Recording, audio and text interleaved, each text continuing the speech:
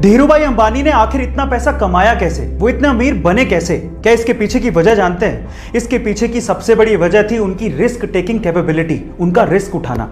चलिए मैं आपको इसका एक एग्जांपल देता हूं। उस टाइम पे इंडिया में पॉलिस्टर के कपड़ों की डिमांड बहुत ज्यादा थी, तो धीरूभाई अंबानी ने इस डिमांड को देखते हुए अपना पॉलिस्टर का व्यापार शुरू किया। लेकिन ये डिमांड इतनी ज्यादा बढ़ गई थी कि धीरूभाई अंबानी को और माल की जरूरत थी, जिसके लिए पैसे चाहिए थे, लेकिन इतना सारा पैसा बैंक देने को तैयार ही नहीं था। इस वजह से धीरूभाई अंबानी गए सीधे लोगों के पास और उन्हें कहा कि आप लोग मेरे बिजनेस में पैसा लगाइए, अगर नुकसान हुआ तो वो मेरा, लेकिन अगर फायदा हुआ तो वो सबका होगा।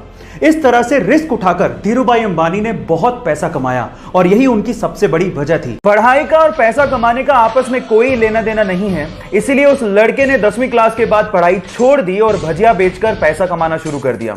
फिर अपने दोस्त की मदद से 1948 में यमन चला गया और वहां पर एक पेट्रोल पंप पे काम करना शुरू किया। देखते ही देखते अपनी मेहनत की बदौलत वो वहां पे क्लर्क और फिर मैनेजर बन गया, लेकिन उसके दिमाग में तो अलग ही सनक चल रही थी। फिर वहां से अच्छी खासी नौकरी छोड़ के 50,000 रुपया लेकर वो इंडिया आया और यहां पर मसाला और पॉलिस्टर बेचने की कंपनी शुरू की और देखते ही देखते 10 लाख की टर्नओवर के साथ इंडिया की सबसे बड़ी प्राइवेट कंपनी बना डाली और आज भी वो कंपनी इंडिया में सबसे बड़ी प्राइवेट कंपनीज में शुमार है। Yes, I am talking about Reliance और बंदे का नाम था धीरूभाई। और उनका कहना था कि बड़ा सोचो, दूर की सोचो और जल्दी सोचो, क्योंकि विचारों पर किसी का एकाधिकार नहीं होता।